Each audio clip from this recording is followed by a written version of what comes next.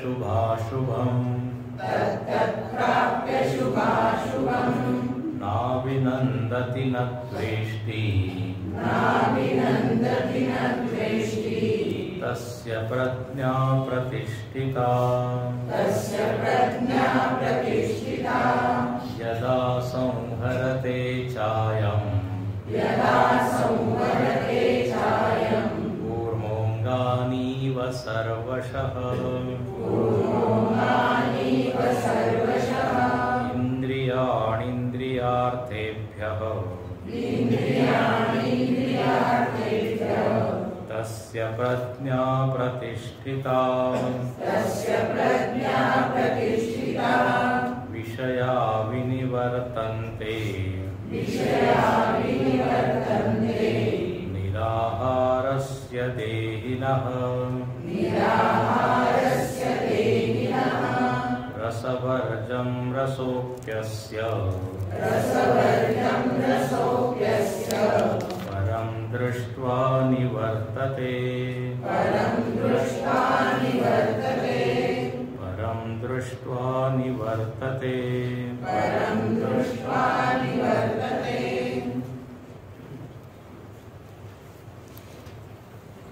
भगवंतानी इथे स्थितप्रज्ञ जो पुरुष आहे, जो की आत्मसाक्षात्कारी आहे, ज्याला या जीवनाचं खरोखर ज्ञान झालेलं आहे, असा हा सर्वोत्कृष्ट माणूस कसा आहे, सर्वोच्च पातळीवर पोहोचलेला हा पुरुष आहे. मनुष्य जीवनामध्ये सगळ्यात मोठी जर उपलब्धी काही असू शकते तर हीच उपलब्धी, तत्वज्ञान किंवा आत्मज्ञान. जगामध्ये लोक प्रगतीला मोजतात, विकास, आणि त्याचा मापदंड किंवा तुलना किंवा आधार काय असतो तो म्हणजे पैसा. जितका जास्त पैसा तेवढा जास्त मोठा माणूस, म्हणून ना मोठा माणूस. तर पदावर जर पोचलाय तर मोठा, जास्त श्रीमंत असेल तर मोठा. पण अध्यात्मशास्त्रामध्ये त्याला मोठं म्हणत नाही. तो किती मोठा असेल, पण जर त्याच्यामध्ये सद्गुण नसतील, जीवन मूल्य नसतील, तर तो अगदी खालच्या पातळीवर आहे.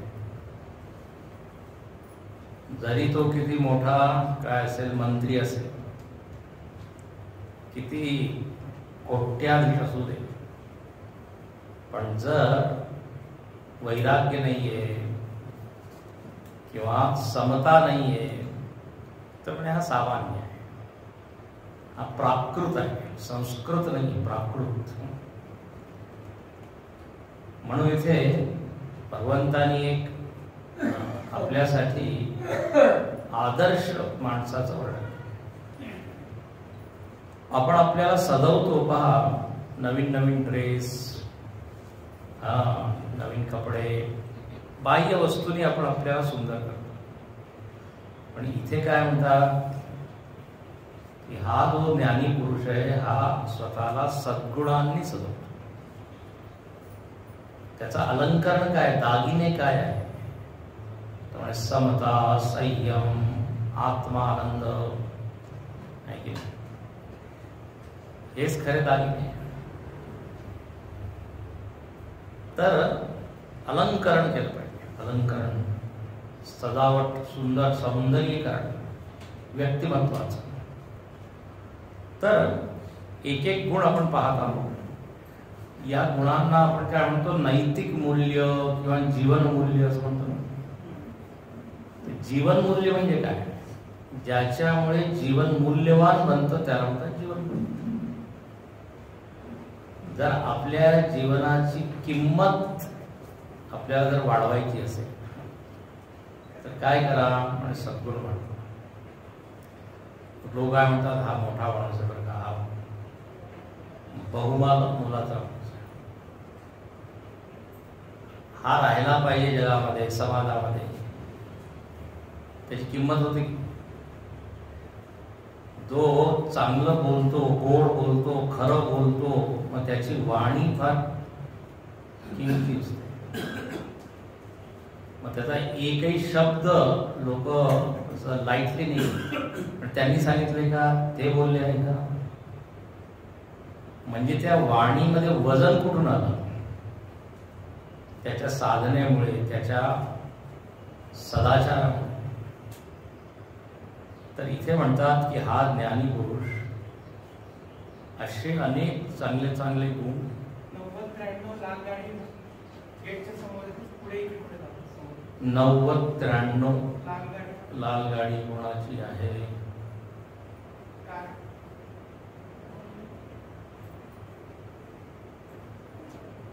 नाही 90-93 पहा लक्षात आहे नाही. तर इथे आपण पाहिले काही गुण की तो सगळीकडे फिरतो, पण कसा आहे, अनभिस्नेह. रामायणामध्ये किंवा इतर शास्त्रांमध्ये वर्णन आहे, वायुवत चरेत, वायूप्रमाणे तो विचरण करतो. वायुवत चरेत, वायू कुठेच अडकत नाही. आणि जिथे जिथे वायूचा एक झोका आहे आपल्याला तिथे फ्रेशनेस आहे. जिथे जिथे तो जातो तिथे तिथे एक नवीन उत्साहाचा संचार होतो, नवीन वातावरणाची निर्मिती होते. असे म्हटलेले आहे, वसंत व लोकहितम चरंत. तो वसंत ऋतूप्रमाणे, वसंत ऋतू आला की निसर्ग कसा प्रसन्न होतो, त्याप्रमाणे लोकांचे मन प्रसन्न होतात, वातावरण बदलतं. आम्ही पाहत होतो सिद्धवाडीमध्ये जेव्हा गुरुदेव यायचे तर आश्रमाचं वातावरण एकदम वेगळंच होतं. सगळ्यांचे मन प्रसन्न, सगळे जे काम सेवा करत आहेत त्याच्यामध्ये सुद्धा एक आनंद आहे. नाही तर आता काय करायचंय म्हणून करायचंय, तक्रार करून. मोठ्या माणसाची उपस्थितीच काय लोकांना प्रेरणा देणारी असते.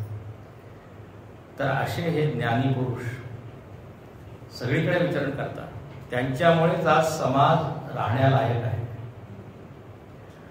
आणि असं म्हणतात की जो पाऊस पडत आहे, निसर्ग सगळं व्यवस्थित आहे, म्हणे हे हा जो देव आहे ना, भगवान प्रभू, तो यांच्यासाठी पाऊस पाडतो, यांच्यासाठी त्यांनी निसर्ग ठीक ठेवलेला आहे. आपल्याला त्यांच्यामुळे सगळं मिळत आहे. चांगल्या लोकांसाठी सगळं व्यवस्थित आहे. ते जर गेले तर मग पाऊस पडणार नाही. त्यांच्यामुळे आपल्याला सुखसोयी मिळत नाही असं म्हटलं. साधू संतांच्या सेवेसाठी सगळं चालू. तर वसुंधरा पुण्यवतीच ते म्हणतात ना, वसुंधरा त्यांच्यामुळेच काय राहण्यालायक आहे. तर असे हे ज्ञानी सर्वत्र अनभिस्नेह, तत्तत् प्राप्य शुभाशुभम. त्यांच्या जीवनामध्ये सुद्धा शुभ परिस्थिती अशुभ परिस्थिती येते. हिंदीमध्ये छान म्हणतात, कहीं मिलती है तालियां, कहीं मिलती है गालियां. कधी फुलांच्या माळ, कधी दुसऱ्या.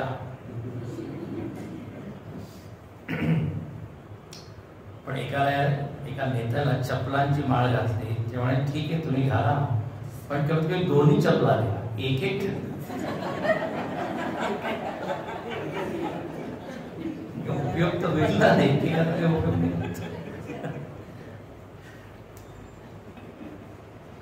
तर मोठ्या लोकांनाही अपमान सहन करावा लागतो. ते बुद्धाची गोष्ट आहे, भगवान बुद्ध ते कुठे जात होते प्रवचनासाठी, तर ते लोक म्हणायला लागले, अरे कोणी तुमचं ऐकायला येणार नाही, जाऊ नका. तर ते म्हणाले ठीक आहे, ऐकायला नाही आहे, पण कमीत कमी ते विरोध तर नाही करणार ना. विरोध तर नाही करणार, नाही म्हणजे ते विरोध करू शकते. त्याच्यामुळे विरोधच करतील ना, मारणार तर नाही ना. पहिला म्हणतात सकारात्मक, मारणार तर नाही म्हणे, मारू शकतात. ठीक आहे, मारू शकतात पण जीव तर नाही घेणार नाही, म्हणजे जीव सुद्धा घेऊ शकतात. तर ठीक आहे, मरायचंच आहे. याचा अर्थ काय आहे की तो जो साधू आहे, संत आहे, तो तयार आहे सगळ्या परिस्थितीला तोंड देण्यास, सामना करण्यास. त्याला माहित आहे की असंही होऊ शकतो. अशुभम, फक्त शुभम शुभ सगळीकडे पूर्ण कुंभाने स्वागत होईल असं नाही. आमच्या गुरुदेवांचं जर जीवन पाहिलं, सुरुवातीला त्यांचा लोकांनी विरोध केला. दक्षिण भारतामध्ये जेव्हा ते गेले, तमिळनाडूमध्ये, ते इंग्रजीमध्ये उपनिषद, गीता वगैरे सगळं सांगत होते. ते जे अगदी कट्टर लोक होते ते म्हणे, हे तुम्ही काय करता, म्लेच्छ भाषेमध्ये तुम्ही काय वैदिक वाङ्मय सगळं सांगत आहात, तुमची जीव गळून पडेल असं त्यांनी शाप दिला. पण असं काही झालं नाही. त्याचं भाषण प्रवचन सगळे शरणागत झाले. तर अशुभम, सुरुवातीला त्यांना प्रवचनासाठी कोणी जागाच देईना. तिकडे गेले ते तर म्हणे इथे एक घर आहे, त्या घरामध्ये तुम्ही करू शकता. आणि ते घर म्हणजे कसं, त्याला काय म्हणतात तुम्ही, प्रेतबाधित, प्रेतांनी भूताट, हॉन्टेड हाऊस म्हणतात, भूत बंगला म्हणा, तिथे आहे म्हणे जागा, तिथे करा. गुरुदेव म्हणाले ठीक आहे, काही घाबरायची कारण नाही आहे. तो एक भूत आहे, मी पंचमहाभूत आहे. मी पंचमहाभूताने बनलेला आहे. तर विरोध होतो. ज्ञानेश्वर महाराजांना किती विरोध, सगळ्या संतांना. पण ते काय, आपल्या मनात समतोल ठेवलं. तत्तत् प्राप्य शुभाशुभम नाविनंदती. त्यानंतर आपण पाहिलं की त्यांच्या जीवनामध्ये संयम आहे, कासवाप्रमाणे संयम आहे. आता कासवाचा जो संयम आहे ना, तो सहज आहे, लक्षात घ्या. त्याला फार जास्त प्रयास, आयास, प्रयत्न करावा नाही लागत, सहज आहे. सहजच तो आपल्या इंद्रियांना आवडतो. त्याचप्रमाणे हा जो ज्ञानी आहे, तेव्हा फरक आहे. एक आहे ज्ञानी आणि एक आहे साधक.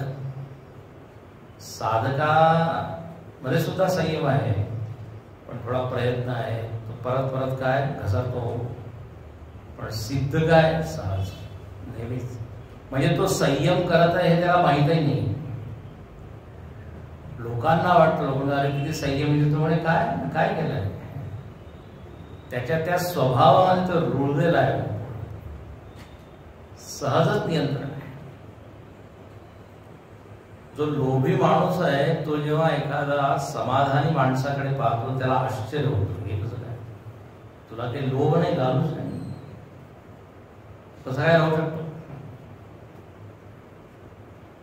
तर त्याच्यासाठी ते स्वाभाविक आहे. पण याच्यासाठी फार मोठी गोष्ट आहे लोभाच्या बाबतीत. कोणी कोणी फार काय राग येणारे असतात, रागीट असतात. ते जेव्हा शांत माणसांना पाहतात त्यांना आश्चर्य होतं, तुला राग कसा काय मिळत.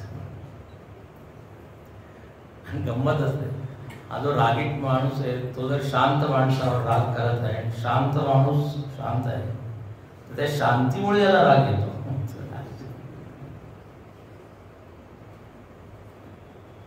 तर सगळ्यांची पातळी वेगवेगळी आहे ना.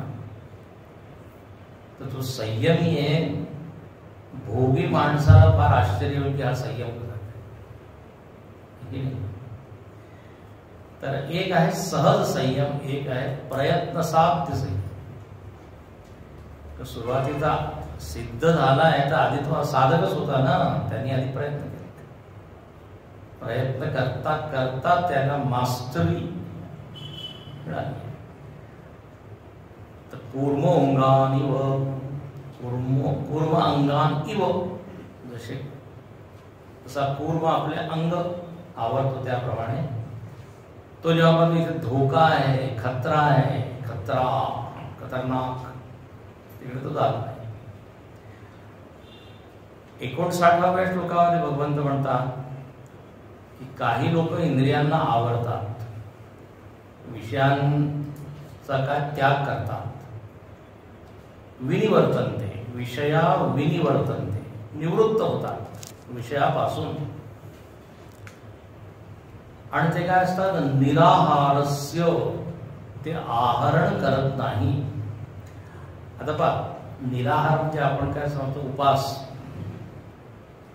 निराहार शब्दाचा हा अर्थ पण इथे निराहार शब्दाचा अर्थ काय आहे, आर्हीयते. आर्ही ग्रहण आपण जे करतो ना त्याला म्हणतात आहार. लक्षात नाही का, आहार म्हणजे फक्त जे तोंडाने आपण अन्न घेतो त्यालाच म्हणत नाही. 5 इंद्रियांच्या द्वारे आपण काय करत आहोत, आहार घेत आहोत. आर्हीयते आधी मी सांगितलेलं होतं, एक एक इंद्रियांचा एक एक काय अन्न आहे, जेवण आहे. डोळ्याला चांगले रूप पाहायला मिळाले नाही तर तो भुकेला राहील, अरे काही चांगलं मला पाहायला नाही मिळालं. कधी कधी लोक टीव्हीवर बसतात की चांगले कार्यक्रमच येत नाही, तर डोळ्यांना त्यांचं खाद्य मिळतं. त्याचप्रमाणे ज्या लोकांना चांगलं काही ऐकण्याची सवय असते आणि जर चांगलं काही ऐकायला मिळालं नाही, जसं गाणं, बऱ्याच दिवसात काही महफिल झाली नाही, त्याचप्रमाणे सत्संग, त्यांचे कान आसुसलेले असतात. कुठे सत्संग लगेच धावतात. तर एक एक इंद्रियांचं काय एक एक जेवण आहे. तर आपण सतत आहरण करत आहोत. तर पंचविषय आहे, पंचविषय संपूर्ण जगात. तर आता कोणी असं साधक आहे तो काही ग्रहण करत नाही, याला महर्षी पतंजली म्हणतात प्रत्याहार. प्रत्याहार शब्द म्हणजे ना, तर आहार आणि त्याचा उलट करणं म्हणजे काय, प्रतिआहार इथे प्रत्याहार.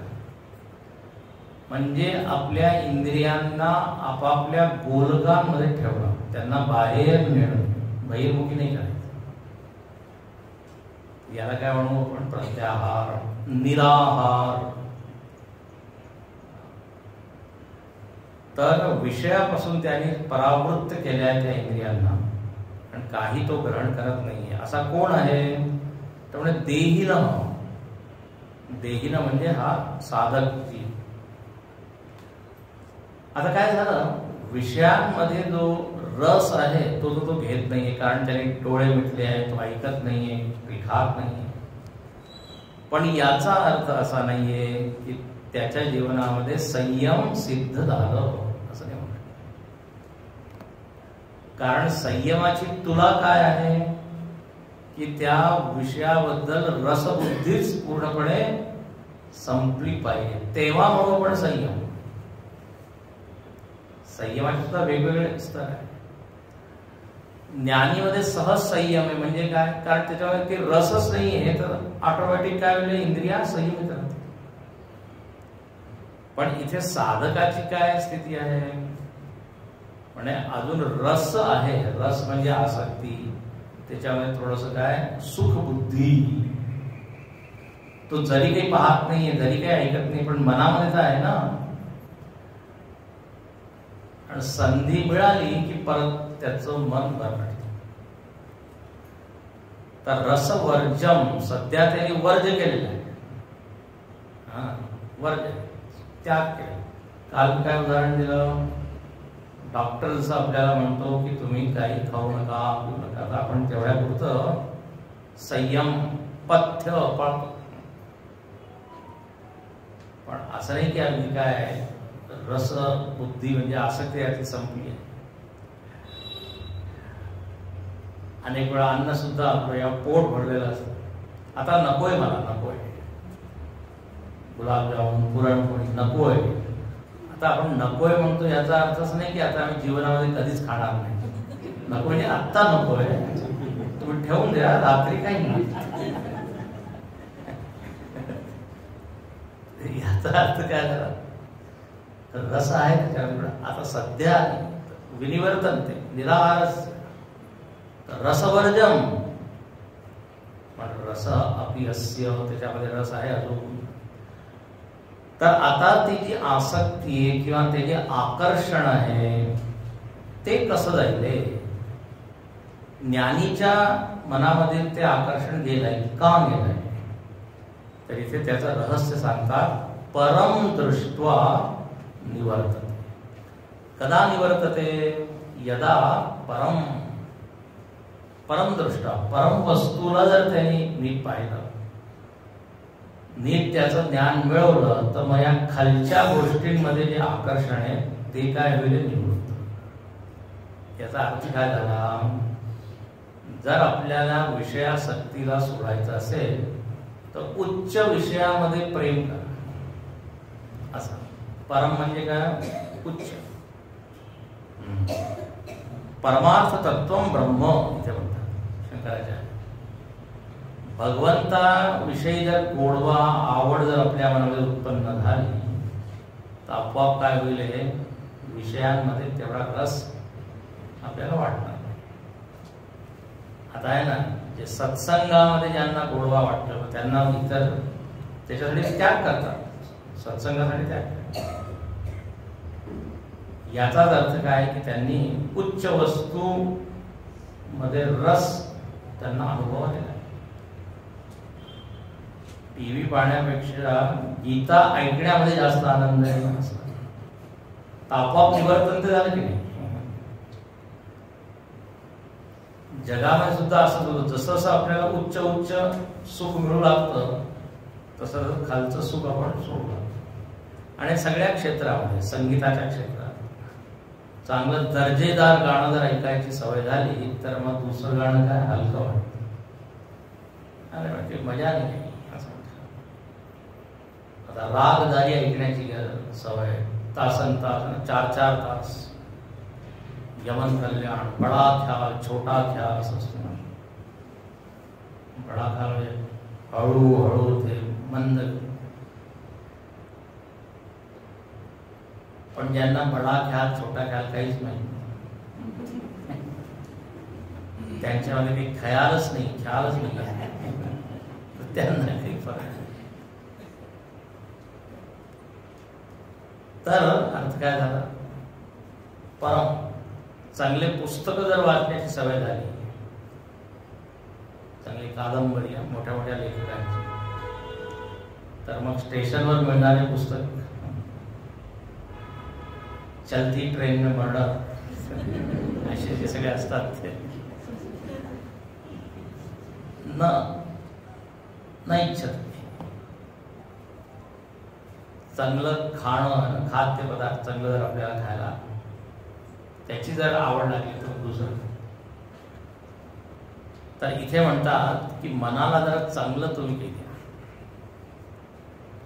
जर इतर विषयांमधून, खालच्या विषयांमधून मन काढायचं असेल तर आपण त्या मुलाला सुद्धा काय करतो, खेळणी हातातून द्यायची काही दुसरी वस्तू देतो त्याला, त्याच्यापेक्षा जास्त त्याला जास्त खेळणी सोडतो.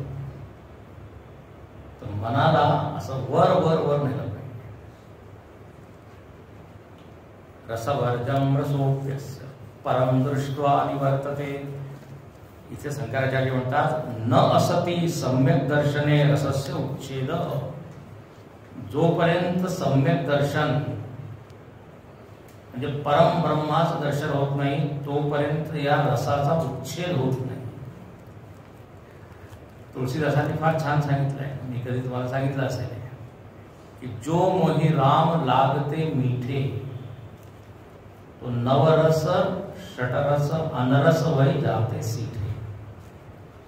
प्रामाणिकपणे ते म्हणतात की जर मला खरोखर रामामध्ये खूप जर माझी भक्ती, खूप प्रेम वाढलं असतं तर मला हे नवरस आणि षटरस कसे फिके लागले असते, म्हणजे बेचव. अजून त्याच्यामध्ये रस मिळत नाही, म्हणजे अजून मला रामरस मिळालेला नाही. कळलं का? जो मोहे राम लागते मिठे. रामामध्ये जर मला काय गोडवा जर मिळाला असता तर हे बाकी सगळे सुटले असते. पण अजून हे सुटत नाही, म्हणजे वरचा आनंद अजून मला मिळालेला नाही. विनय पत्रिकेमध्ये किंवा छान एक पद लिहितात, त्याच्यावर ते म्हणतात की कबहू कहो यह रहनी रहोगो. हे सगळं वर्णन आहे ना, तर म्हणे असं मी केव्हा जगेन, म्हणजे या संतांप्रमाणे मी सुद्धा केव्हा संत होईन. अशी रहनी म्हणजे असं आचरण, असा व्यवहार माझा केव्हा होईल. कारण जेव्हा हे वाचतो तेव्हा मला वाटतं की तो कुठे आहे आणि मी कुठे आहे. कोण म्हणत आहे गोस्वामी तुळशीदास आहे, त्यांनी रामायण लिहिले, आपण मग आपली स्थिती कुठे पाताळात. कबहू रहनी, असं केव्हा होईल की लोक अपमान करतील तरी मला राग येणार नाही. असं एक एक त्यात असं केव्हा होईल जेव्हा विषय सगळे येतील आणि माझं मन तिकडे राहणार नाही. तर संतांचे गुण माझ्यामध्ये केव्हा. आणि तुळशीदासांना संत शिरोमणी म्हटलेलं आहे. हिंदी प्रदेशामध्ये, हिंदी प्रांतामध्ये संत शिरोमणी. सूरदासजी सुद्धा असंच म्हणतात की मी नमक हरामी ऐसो नमक हरामी. नमक हरामी म्हणजे काय, ज्याचा मी खातो त्याचाच विरोध करतो. सब पतितन में नामी, सगळ्या पतितांमध्ये मी माझं नाव सगळ्यात पाहिजे. आता असे मोठे मोठे संत असं म्हणतात. तर अर्थ आहे की बराच प्रयत्न आपल्याला करायचा आहे. याप्रमाणे इथे सांगितलं की सम्यक दर्शन करत चला तर आपोआप फक्त विषय बाहेरूनच नाही सुटणार, तर आतमधून सुद्धा त्याच्यामध्ये जो एक आकर्षण रस आहे तो समजेल. आणि ते म्हणतात पुढच्या श्लोकात, म्हणे मोठे मोठे लोक सुद्धा प्रयत्न करतात, पण काय या इंद्रिया भयानक आहे, त्यांचं बळ किंवा शक्ती जबरदस्त आहे. मनाचा संयम जो आहे ते पूर्णपणे काय करतात, तोडतात. पुढे यततोऽपि कौन्तेय पुरुषस्य विपश्चितः इंद्रियाणि प्रमाथीनि हरन्ति प्रसभं मनः यततोऽपि कौन्तेय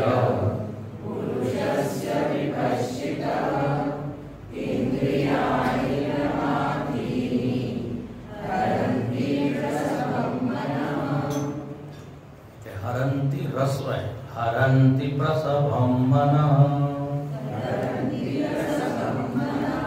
अनेक प्रमाण काय हरन्ति प्रसभं मनः, हे चुकीचं आहे की बरोबर आहे. हरन्ति नाही, हरन्ति प्रसभं मनः. सवय ना. इंद्रियाणि प्रमाथीनि हरन्ति प्रसभं मनः. इथे म्हणतात की इतकं सोपं नाहीये इंद्रियांवर ताबा मिळवणं. तुम्ही जे म्हणत आहात परत परत मन पुढे जातं, खाली जात खाली जात. जसं पाणी जे आहे ना, आपण किती मोटरने वर त्याला सोडवा, एक जर भोग कुठे असेल पुढे जाईल, परत खाली. तर मनाला सवय झाली आहे या जगामध्ये विचरण करण्याची, फिरण्याची. संधी मिळतात ना, असं असतं ना, स्प्रिंगला जोपर्यंत तुम्ही हाताने असं दाबून ठेवतो तोपर्यंत दबले, हात केला भागला. त्याचप्रमाणे मन आहे. म्हणून इथे म्हणतात यततः अपि, अरे यत्नशील प्रयत्नशील लोक, प्रयत्न करणारे लोक प्रयत्न करता. आणि असे लोक कोण आहे तर इथे म्हणतात विपश्चित. लक्षात द्या, विपश्चित शब्दाचा अर्थ भाष्यकार लिहितात मेधाविनः. मेधावी म्हणजे सामान्य नाही, विद्वान, मोठे मोठे लोक, समजदार शहाणे लोक प्रयत्न करता. कधी कधी त्यांना सुद्धा काय यश मिळत नाही, परत ते घसरतात. हा म्हणजे कोण त्यांना असं खाली पाडतं म्हणजे या इंद्रिया. इंद्रियाणी प्रमाथीनी. इंद्रिया कशा आहे? प्रमथनशीला. प्रमथन, मथन म्हणजे काय? आपण रवीने असं घुसळतो की नाही दही, त्याप्रमाणे मनाला या इंद्रिया मथित करतात, घुसळतात. मनामध्ये जे मी संयम वैराग्य जे सगळं मिळवलंय, इंद्रिया येतात आणि घुसळून देतात, डिस्टर्ब करतात. आणि जे मिळवलेलं आहे ते आपण परत काय बॅक टू पॅव्हेलियन होतात, बॅक टू स्क्वेअर वन. परत जिथून सुरुवात केली तिथेच पोहोचतात. तर इंद्रियाणी प्रमाथीनी, शंकराचार्य म्हणतात प्रमथनशीलानी विषयाभिमुखम ही पुरुषम विक्षोभयंती आकुली कुर्वंती. काय छान शब्द. म्हणजे या इंद्रिया विषयाभिमुख करतात, त्या मनाला ओढून घेतात. चला चला बाहेर चला. ध्यान काय करत आहे? ध्यान धारणा करू नका, चला बाहेर. आणि या इंद्रिया आणि बेचारा मन एकटा आहे आणि या इंद्रिया काय 10 आहे, त्या ओढतात, हेचतात. तर विषयाभिमुखम. गुरुजी नेहमी उदाहरण देतात की आपण ध्यानासाठी बसतो सकाळी सकाळी आणि शेजारी कोणी कॉफी बनवत आहे, चहा बनवत आहे. आता त्याचा सुगंध आपल्या नाकात. आता ते नाक काय म्हणतात, झालं ध्यान, आधी कॉफी प्यायच्या. याला म्हणतात प्रमाथीनी. छान मन शांत आहे, पण ते इंद्रियांच्या द्वारे एक विषय आतमध्ये गेला. काही कानावर आपला पडतात, काही आवाज, फोन रिंग. आता काय फोन करतोय सकाळी सकाळी, फोन झालं ना, मनशांती होऊन. मग दुसऱ्या दिवशी आपण शोध घेतो, कोणी फोन केला होता, मित्रांनी केला होता. तू का केला होता फोन? मी हे बाहेर केला होता की तू ध्यानाला बसला आहे की नाही.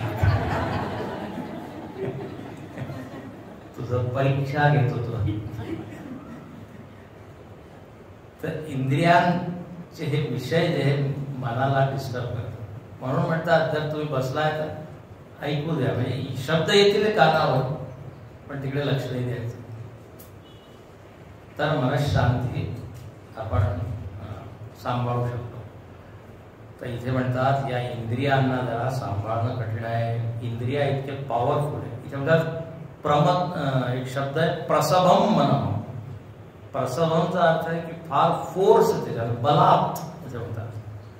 बलात् त्या मनाला खेचून देतात. म्हणजे मन किती बलवान आपल्याला करावं आहे. हे पहा, आपला संघर्ष आपल्याशीच आहे. आपल्याच इंद्रियांना नाही म्हणायचं आहे. दुसऱ्याला स्वतःला स्वतःशी संघर्ष. जर मन कमजोर असेल, कमकुवत असेल तर सरेंडर करेल. इंद्रिया ज्या म्हणजे चला ठीक आहे. आता इथे हे सगळं वर्णन का करत आहे की विपश्चित मोठे मोठे लोक सुद्धा हारतात. आता याचा दुसराच अर्थ घेतलाय का? म्हणजे हे सगळं वर्णन ऐकून असं वाटतं की आपण काहीच प्रयत्न केला नाही. कारण मोठे लोक जेव्हा जिंकू नाही शकत तर आपलं काय, खा प्या आपलं जसं जीवन चालू. विपश्चिता मोठे मोठे लोक. कारण याचा अर्थ उलटा आहे की जर मोठे लोक त्यांना इतका प्रयत्न करावा लागला तर आपल्याला किती करावं लागेल असं इथे. तर प्रसभम शंकराचार्य होतात प्रकाशम एव पश्यत विवेक विज्ञान युक्तम मन.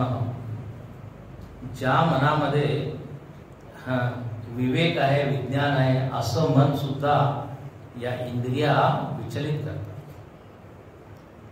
चांगले चांगले लोक जे आहेत ते विसरून जातात.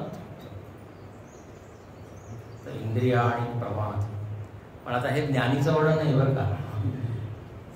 हा तर इथे आपण पाहतो 18 श्लोकांमध्ये सगळेचे सगळे लक्षण ज्ञानीचे नाहीये. मध्ये मध्ये भगवंत साधकाचं सुद्धा वर्णन करत आहे. साधक आणि सिद्ध. साधक आणि सिद्धामध्ये सहज आहे पण जे साधक लोक आहेत त्यांची अशी स्थिती होती. म्हणून इथे पुढे काय म्हणतात अशी या इंद्रिया फार बलवान आहे. म्हणून काय तानी तस्मात शंकराचार्य म्हणतात तानि सर्वाणि संयम्य युक्त आसीत मत्परः वशे हि यस्येन्द्रियाणि तस्य प्रज्ञा प्रतिष्ठिता तानि सर्वाणि संयम्य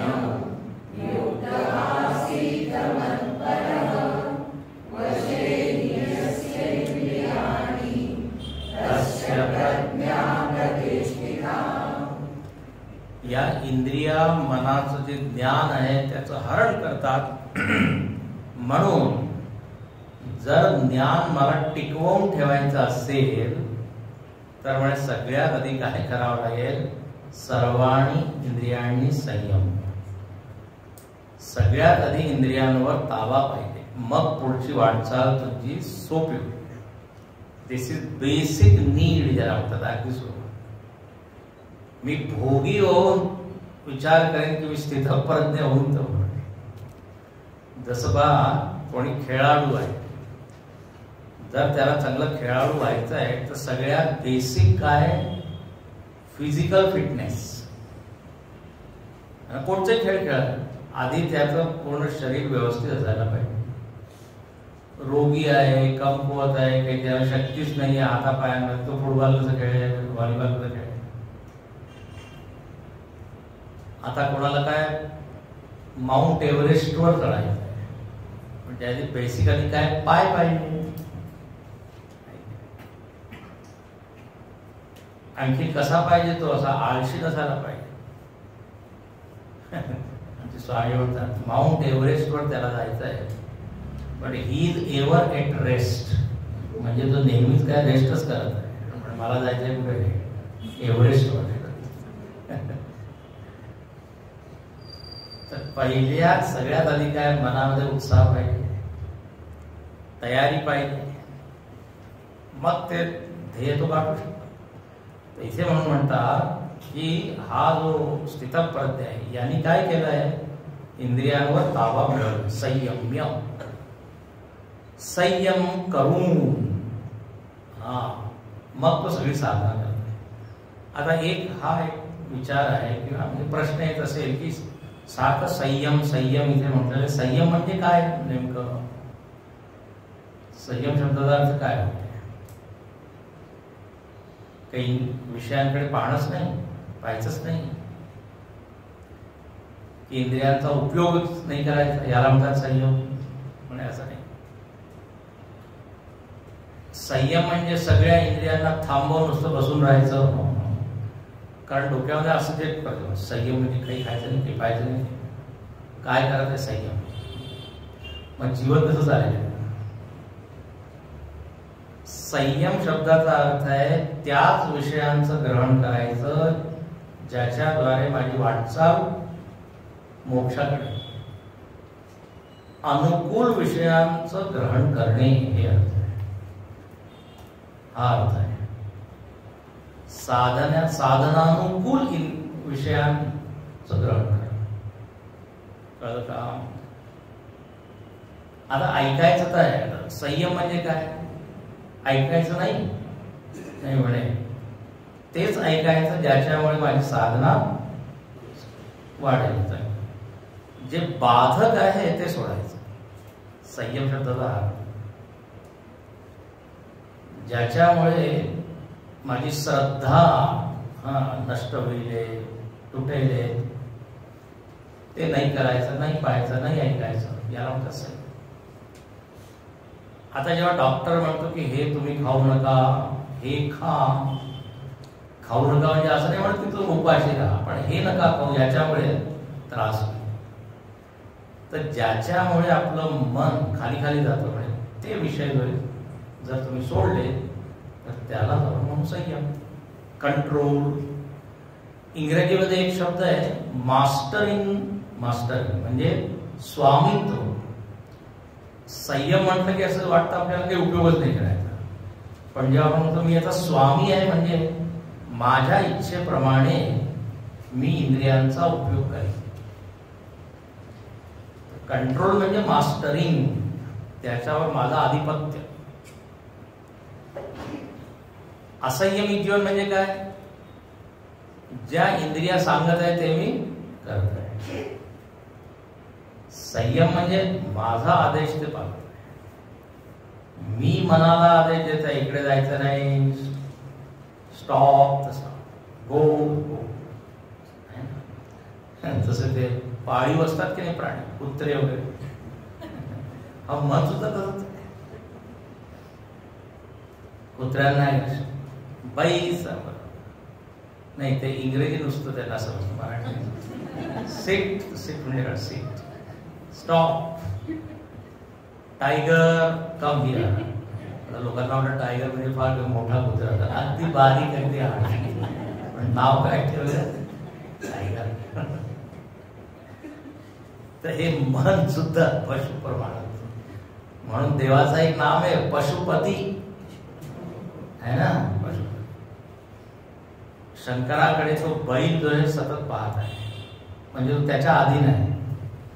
बैल जो मनाचं पती, त्याच्यावर भगवान शंकर आरूढ होतात. पण तो नंदी बैल सतत देवाकडे बघत आहे, त्याच्या अधीन आहे. असं मन असं सारखं. तर इंद्रिय मन दोन्ही संयमित करून त्याचा उपयोग तो खूप करतो आपल्या साधनेसाठी. तुम्ही एक वाक्य ऐकलं असेल ना, मन एव मनुष्याणां कारणं बंधमोक्षयोः. मनच मोक्षाचं साधन आहे, मनच बंधनाचं कारण. म्हणजे घेऊन जाऊन आपल्याकडे एकच आहे, त्यानेच आपल्याला करायचं सगळं काम. पण कोणचं मन मोक्षाचं साधन आहे तर संयमित मन. म्हणून गीतेवर सुद्धा म्हणतात की बंधुरात्मात्मनस्तस्य येनात्मैवात्मनोजितः अनात्मनस्तु शत्रुत्वे वर्तेत आत्मैव शत्रुवत्. फार सुंदर आहे. म्हणजे जर मन संयमित असेल तर मित्राप्रमाणे खूप मदत करेल. जेव्हा तुम्ही त्याला सांगा ध्यान करा तर तो ध्यान करेल, जप कर तर जप करेल, एकदम. पण जर असंयमित असेल तर पहिला विरोध तो करेल, लोक नाही करणार. पहिला आपलंच मन, आता का बसायचं, नंतर बसू, उद्या करू, परवा करू, आहे की. आणि तिथे म्हटलं अनात्मनस्तु शत्रुत्व, शत्रूप्रमाणे ते मन वागतं. आणि ते मन त्याचं नाहीच आहे असं तिथे म्हटलेलं आहे. कारण जे मन आपल्या अधीन नाहीये त्याला आपण कसं म्हणू शकतो की माझं मन आहे. मन जे आहे ते त्याचं एक मन आहे बरं का, ते मनाप्रमाणे मन वागतं. जणू काही त्या मनाकडे सुद्धा आहे, ते आपल्या हातामध्ये नाहीच आहे. पण तेच जर मन संयमित झालं तर किंकर म्हणजे नोकर. काय करू, दास. तुळशीदासजी म्हणतात की लोक म्हणतात की मी रामाचा दास आहे, पण मला माहिती आहे मी मनाचा दास आहे. हे सिक्रेट आहे, लोकांना माहित नाही. किंकर कंचन कोह काम, की मी काम क्रोधांचा किंकर आहे. समाजामध्ये जरी माझी ख्याती अशी आहे की मी रामाचा भक्त आहे, किंवा सेवक आहे, गुलाम आहे, मला माहित आहे किती प्रामाणिक आहे. तर इथे हा ज्ञानी पुरुष मनाचा खूप उपयोग करतो, इंद्रियांचा उपयोग करतो. अच्छा, आता इथे एक फार छान सुंदर सांगितलं आहे की तो संयम का करू शकतो. तर एक शब्द इथे दिलेला आहे, मत्परः. 61व्या श्लोकामध्ये तानि सर्वाणि संयम्य युक्त आसीत मत्परः. This is the secret of his control. मत्पर म्हणजे काय, तर म्हणजे त्याच्या जीवनामध्ये उच्च ध्येय आहे. लक्षात घ्या, मीच परम आहे. मत म्हणजे ते परमात्मा भगवंतत्व. त्याच्या मनामध्ये हे स्पष्ट आहे की माझा ध्येय काय, उच्च भगवत प्राप्ती. त्या ध्येयाकडे लक्ष असल्यामुळे संयम त्याच्या जीवनामध्ये सहज आहे. जरा विचार करा, थोडंसं चिंतन करतोय. आपलं जर लक्ष त्या लक्ष्यावर असेल, ध्येयावर असेल, तर संयम होतं. आता जो 2-4 उदाहरण, जर एक मुलगा आहे आणि त्याला परीक्षेमध्ये बसायचं आणि मेरिट मध्ये यायचं, त्यांनी हे आपलं ध्येय ठेवलं आहे. परीक्षा एव परम, त्यासाठी परम म्हणजे श्रेष्ठ. पहिला नंबर मला आणायचा आहे, पहिला क्रमांक. तर बा आपोआप तो सगळं काही सोडेल की नाही, खेळायला सोडेल, टीव्ही पाहणं कमी करेल, कारण त्यांनी एक उच्च ध्येय ठेवले. ध्येय जर उच्च असेल तर मग या सगळ्या वस्तू ज्या आपल्याला ओढतात, आपोआप त्याच्या मधून मन आपलं बाहेर निघतं. जर दुसरं उदाहरण, जर तुम्हाला एअरपोर्टवर जायचं आहे किंवा ट्रेनवर पकडायची, आता तुम्ही बाजारामधून जाता, बाजारामध्ये भरपूर आकर्षण आहे ना, आईस्क्रीमचं दुकान आहे, चॉकलेटचं दुकान आहे, हॉटेल आहे, अमुक आहे, पण तुम्ही इकडे तिकडे पाहता का, नुसत्या रस्त्याकडे पाहता. कारण काय, मला ती ट्रेन पकडायची, माझं सध्या ध्येय काय आहे. जर लोकांनी सांगितलं आईस्क्रीम वगैरे, नाही म्हणे आपण जेव्हा येऊ ना तेव्हा, कारण आल्यावर मग काही ध्येय नाही, मग काय कुठेही फिरायचंय भटकायचं, मग संयम बी राहणार. मागे मी एक उदाहरण दिलं होतं तुम्हाला मागच्या प्रवचनात, म्हणजे मागच्या महिन्यात झालं होतं की एक वार असतो शुक्रवार किंवा शनिवार आणि एक वार आहे रविवार.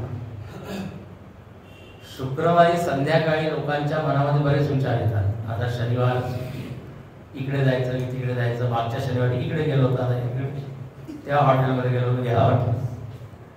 पण रविवारची रात्र झाली की सगळे एक ध्येय निश्चित, सकाळी उलट ऑफिसमध्ये जायचं. झालं ना, ध्येय समोर ठेवलं, उद्दिष्ट की आपोआपच. आणि असं ठेवायचंच नाही, म्हणजे मी मिळवीन असा निश्चय असायला. ध्येय तर खूप लोक ठेवतात. 1 तारखेला सगळेजण खूप काय संकल्प करतात, त्या म्हणतात रिझॉल्युशन, मराठीमध्ये काय म्हणतात, संकल्प. या वर्षी मी हे करेन. 2 दिवस झाले की समजलं ध्येय ठेवलाच आहे, पण किती लक्षात. तर मत्पर म्हणजे अहम वासुदेव प्रत्येगात्मा पर, या परमात्म्यापेक्षा अजून काही श्रेष्ठ वस्तू नाहीये, हे त्याच्या मनामध्ये पक्क झालंय. मला हेच मिळवायचं. तर आपोआप वशेही यस्य इंद्रियाणी, त्याच्या इंद्रिया आपोआपच वशीभूत होतात. आणि असा जो माणूस आहे, मग त्याला काय म्हणू, तस्य प्रज्ञा प्रतिष्ठिता, त्याची प्रज्ञा असेल. म्हणजे इथे काय परत परत म्हणतात आहे की जर तुम्हाला ही प्रज्ञा स्थिर करायची असेल, संयम पाहिजे, इंद्रियांवर मनावर ताबा. आणि ताबा म्हणजे काय, परत परत हेच की अनुकूल विषयांकडेच फक्त लक्ष द्यायचं. आता पुढचे जे 2 श्लोक आहेत याच्यामध्ये परत वर्णन आहे की लोक त्या परमस्थितीपर्यंत पोहोचत नाही. का नाही पोहोचत? माणूस कसा पडतो, कसं घसरतो याचं वर्णन इथे. गुरुदेव म्हणायचे लॅडर ऑफ फॉल. लॅडर म्हणजे शिडी, पतनाची शिडी कसं म्हणून तमिळ फार सुंदर वाटत. 62 आणि 63. ध्यायतो विषयान् पुंसः संगस्तेषुपजायते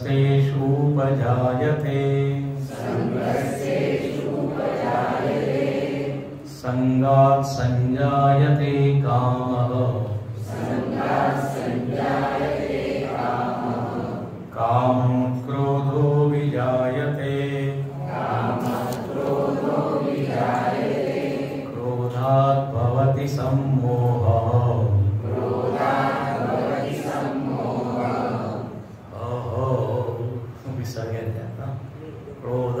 भवति सम्मोहः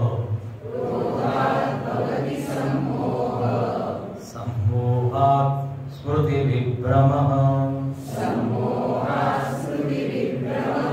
स्मृतिभ्रंशात् बुद्धिनाशः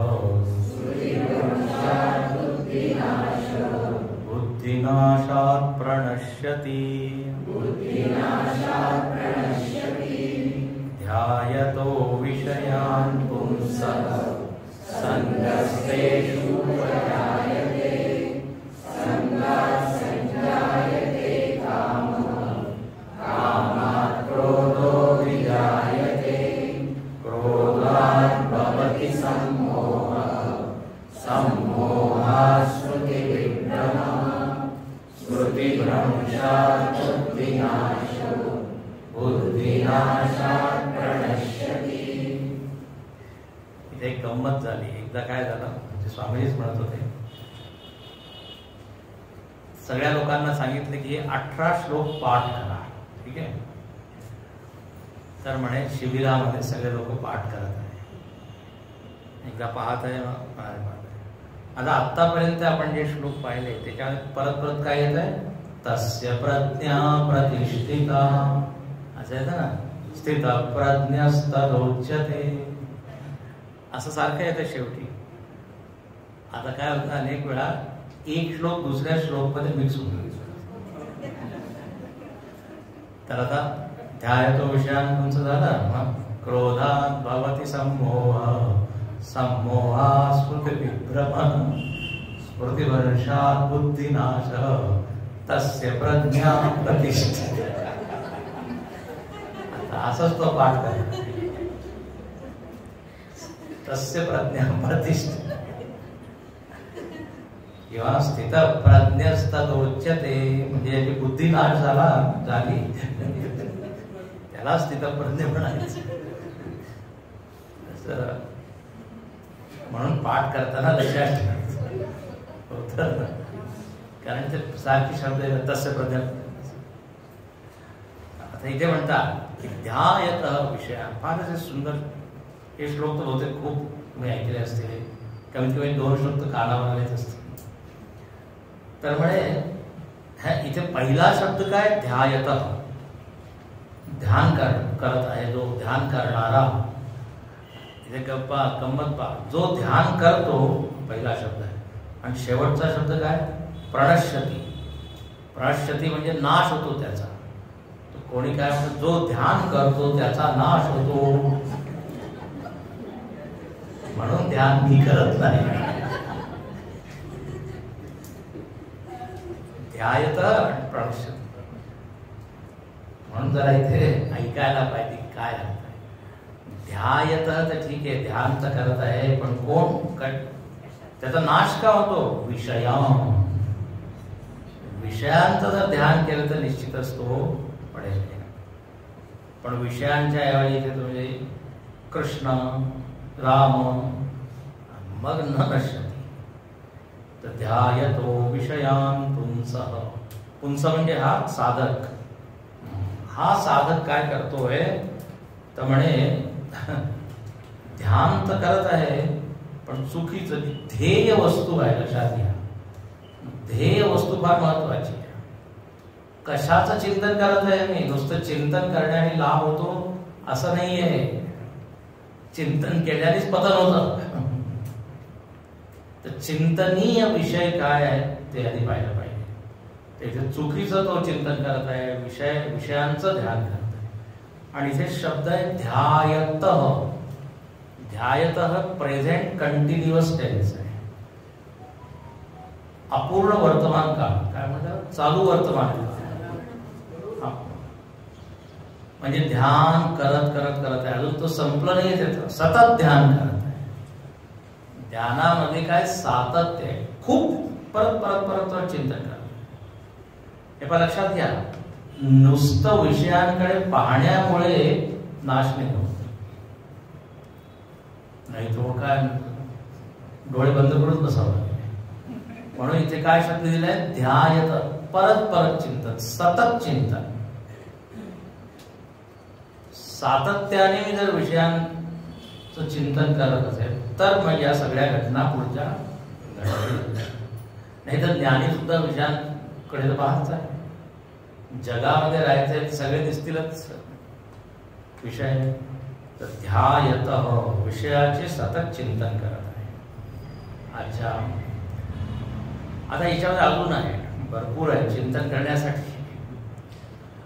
नुसतं विषयाकडे चिंतन, विषयाचं चिंतन केल्याने सुद्धा नाश नाही होत. हे पहा, वैज्ञानिक लोक सुद्धा जगाचं चिंतन करतात, त्यांचं नाश होत नाही, सतत चिंतन करतात. पण एक आणखीन इथे टाकावा लागेल मुद्दा, त्याच्यामुळे पतन होतात, ते म्हणजे त्या विषयांमध्ये सुख आहे. सुख बुद्धी, याला म्हणतात शोभनाध्यास, शोभन बुद्धी, की हा विषय फारच चांगला आहे, फारच छान आहे, आनंद देणार आहे. हा जेव्हा मी आरोप करतो आणि मग चिंतन करतो, म्हणजे त्याच्यामध्ये चांगलं चांगलं पाहतो, किती छान आहे, किती छान आहे, किती छान आहे, बस झालं. विषय ध्यायत. नुसतं मी विषयांचं तटस्थपणे जर मी चिंतन करत असेल तर काही होणार. आता जे बॉटनीवाले लोक आहेत ते फुलाचं चिंतन करतात. बॉटनीवाले काय म्हणतात? वनस्पती शास्त्र. पण आता ज्याला त्या फुलामध्ये काय आसक्ती, गुलाबाचं फूल आहे, व्हॅलेंटाईन डे येणार आहे, मग त्याचं चिंतन वेगळं होईल की ते नुसतं फूल आहे असं नाही, किती छान आहे, मी जर घेतलं. आणि ते स्वामीजी म्हणत होते, आणि व्हॅलेंटाईन डे मुळे त्या दिवशी पूजा करता येत नाही, कारण सगळे फुलं फार महाग असतात.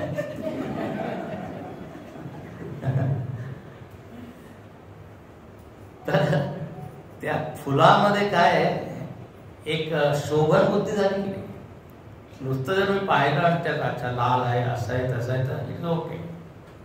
पण आता ते फुल सुंदर आहे, छान आहे, आता त्याच्याशिवाय राहुलं नाही जात, मग काय घेतो. गुरुजी छान सांगतात, पण दक्षिण भारतानं सगळ्या बाया ते फुल दिसलं की आणून वेडीमध्ये त्यांच्यात. तर शोभन बुद्धी, ध्यायतः विषयान झालं. आता जर माझी बुद्धी अशी झाली की ही वस्तू चांगली आहे, तर मग पुढची घटना घडते काय? संग जायते. संग म्हणजे तेच आसक्ती. संग म्हणजे आता त्याच्याशिवाय मी राहू शकत नाही अशी जी वृत्ती आहे ना, याला संग. त्याचं सुख दुःख आता त्याच्यावर अवलंबून आहे. ते नाही मिळाली तर त्याला दुःख होईल. तर मन त्याच्यामध्ये आता गेलेलं आहे. आता आपण लोक बाजारामध्ये जातो, म्हणून काहीतरी वस्तू आपण पाहिली आणि ती आपल्याला भावली, घरी आलो तरी आपलं चिंतन तिकडे असतं ना, म्हणजे आज पैसे घेऊन गेलो नाही, म्हणजे पैसे नव्हते म्हणून नाही घेतले, उद्या जाऊ, उद्या तो जातो पण कोणी दुसऱ्याने दिली असं होतं. मग त्याला तर वस्तू जरी बाहेर आहे तरी संग कुठे आहे? मनामध्ये. तर संग जायते आसक्ती ही प्रीती ही, इथे शंकराचार्य म्हणतात. तर पहिली घटना काय? त्यांनी विषयांमध्ये शोभन बुद्धी ठेवून चिंतन केलं. नुसतं चिंतन केल्याने होत नाही, नुसतं पाण्याने होत नाही, परत परत पाण्याने. आणखी फार छान आहे, महत्वपूर्ण, महत्वाची वस्तू, चांगली आहे. अशा वृत्तीने जर मी चिंतन केलं संग्रह आहे. अच्छा, आता एकदा आसक्ती त्याच्यामध्ये आली की मग काय होईल, त्याचाच परिणाम काम जायते. काम म्हणजे इच्छा. एकदा हे मनामध्ये ठरलं की ही फार छान वस्तू आहे, मन त्याच्यामध्ये रमलं की आता ती माझी झाली पाहिजे. काम, इच्छा. आता ती इच्छा त्याला प्रेरित करते आणि त्यासाठी मग तो धडपड करतो, प्रयत्न करतो. कामना काय, आमचे स्वामी सांगतात, काम आला की मग फार काम करावं लागतं. जोपर्यंत इच्छा नाही तोपर्यंत ठीक. इच्छा आली की आता मग कसं मिळेल, कुठे मिळेल, केव्हा मिळेल, काम आहे. अच्छा, आता जर ती इच्छा माझी पूर्ण झाली नाही, त्याची शक्यता 90% आहे. कारण अनेक लोक त्याच्यावर डोळे ठेवून असं ना, इच्छा करणारे पुष्कळ आहे, इच्छित वस्तू कमी आहे, काम्य वस्तू कमी आहे, कामना करणाऱ्याने काय. तर शक्यता आहे की ती नाही मिळणार. तर काय होईल, क्रोध जायते. आता क्रोधाचा एक तर सोपा अर्थ आहे की त्याला राग येईल, पण आता याचा थोडा आणखी छोटा अर्थ काय, क्रोध म्हणजे त्याचं मन विक्षेपित, त्याचा तोही अर्थ घेतला. इच्छा जेव्हा आपली पूर्ण होते तर जेव्हा राग नाही येत, पण मनस्ताप होतो, समतोल आपला बिघडतो. तर त्याला सुद्धा म्हणतात काय, क्रोध. कामान क्रोधो जायते. आणि आता राग आला, मन एकदा चलबिचल झालं, मग काय होईल, क्रोधात भवती सम्मोह. सम्मोह म्हणजे काय, शंकराचार्य म्हणतात अविवेक, कार्य अकार्य विषय. मोहित झाला माणूस म्हणजे त्याची विवेक क्षमता जी आहे ती आवृत्त होते. विचार करण्याची क्षमता मोहित होता. जसा भस्मासूर मोहित झाला जेव्हा त्याने ते पाहिलं विष्णूचं युवतीचं नृत्य, मोहिनी रूप. तर मोह, अविवेक, विसरून गेला की हा हे भगवंत आहे. तर मोह म्हणजे अविवेक, कार्य अकार्य विषय, काय करायला पाहिजे, काय नाही करायला. एकानंतर एक या जशा आपल्या पायऱ्या असतात की नाही, पायऱ्या आहेत. अच्छा, एकदा अविवेक झाला की मग काय, स्मृती विभ्रम. अच्छा, शंकराचार्य छान सांगतात, क्रोधात भवती सम्मोह. क्रोधामुळे काय, तो मोहित होतो. आणि मग मोहित झाला की काय, तो विसरतो की मी कोणाशी बोलत आहे, काय बोलत आहे. आणि इथे काय ते म्हणतात, क्रुद्धो हि सम्मूढ सन गुरुमपि आक्रोशति. त्याची बुद्धी एकदा मोहित झाली की मग तो विसरून जातो की मी गुरु आहे की कोण आहे, म्हणजे कोणाशी मी बोलत आहे, त्यांच्यावर सुद्धा तो काय राग काढतो, काही बोलतो. अशा गुरु शब्दाचा एक अर्थ आहे गुरु, गुरु म्हणजे श्रेष्ठ, मोठे लोक आहे. आता सगळ्यांच्या घरी अनुभव सगळ्यांना आलेला आहे, समाजाला होतच. क्रोधामध्ये माणूस पूर्णपणे अविवेकी होतो आणि मग तो काय बोलत आहे लोक म्हणतात त्यावेळी लक्ष देऊ नका. सध्या त्या नशा आहे, क्रोधाचा आवेश आहे. त्याला तुम्ही पुरावा म्हणून असं काही नको. जसं तो प्यायलेला माणूस असतो, काही बडबड करतो, कधी कधी तो खरंही बोलतो बरं का. अच्छा, हे काय आहे, मी पाहिलं आहे, प्यायलेले लोक अनेक लोक जेव्हा पाहतात साधू लोकांना एकदम नमस्कार करतात. काय हरिओम बाबाजी, राम राम, काहीतरी त्याच्या सबकॉन्शियस माइंड मध्ये असतं काहीतरी. नाही, मी खरं सांगतो, अनुभव आहे तो. जेव्हा ठीक असतो तेव्हा पाहतही नाही.